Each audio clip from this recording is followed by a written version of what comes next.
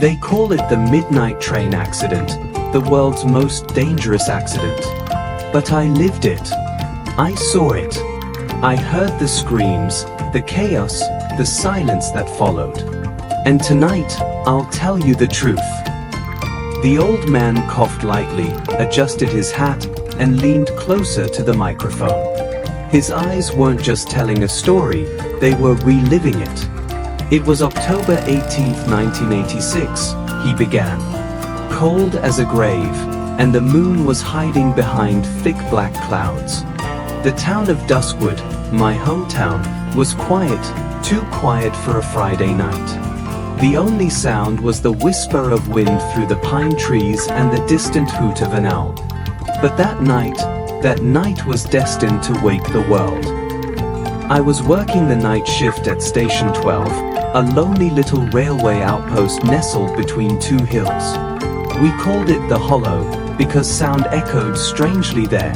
Sometimes you'd hear a train before it even left the last station.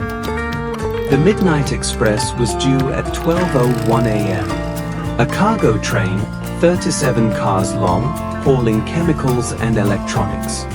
Nothing unusual. I'd seen it 100 times before. But that night, it came early. Too early.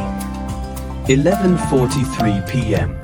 I was sipping black coffee, flipping through a newspaper, when I felt it. The rumble. Not the usual soft hum of a train miles away. No, this was violent. Like the earth was choking. I stepped out onto the platform, and I swear to you, the ground was vibrating like a struck drum. Then, it came. The train. But it wasn't the Midnight Express. It had no headlights. No whistle. Just a dark mass tearing down the tracks at a speed I had never seen before. It wasn't stopping. It wasn't slowing. It wasn't right. I radioed Central. No response. I tried the backup line. Dead. Then I saw it, the symbol. A red serpent painted on the engine car, coiled around a skull. I'd never seen that before. Someone in the crowd gasped. It passed me like a shadow, howling like it carried the souls of the dead. And then, a sound that haunts me to this day. Screaming. Not from the station. From inside the cars. He shook his head slowly. I know what you're thinking. Cargo trains don't carry people. But I'm telling you, there were voices. Cries. Banging against the metal walls. I ran after it, flashlight in hand, stumbling along the gravel. And then it happened. He paused. The air in the room grew thick.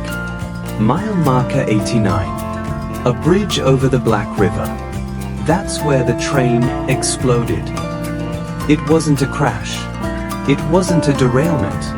It was as if the entire train was ripped apart mid-air by something invisible.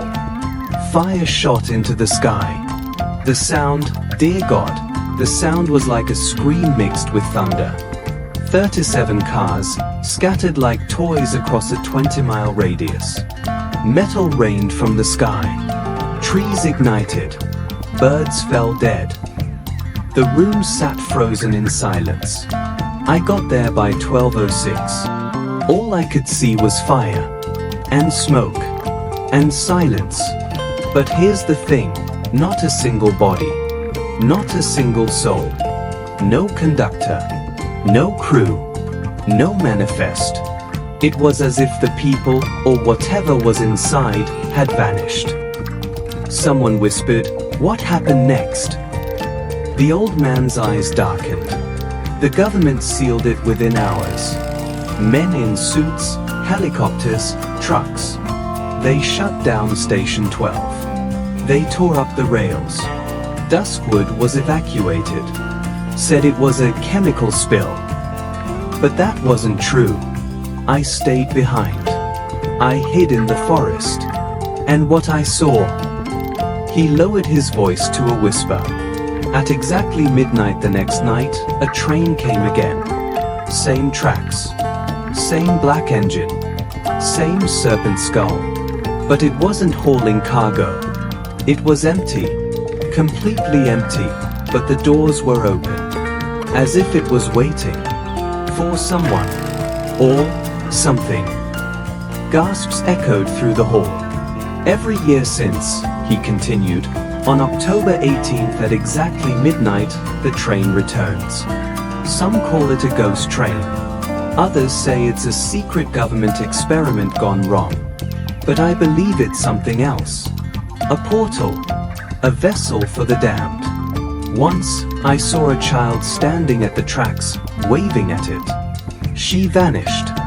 The next day, her name was gone from the school registry. Her house? Empty. Like she never existed. The man clenched the sides of the podium. They say the train only takes the forgotten, the lost, the broken. And once you board, you never come back. I know, because my brother was on that train the night it exploded. And no one remembers him but me.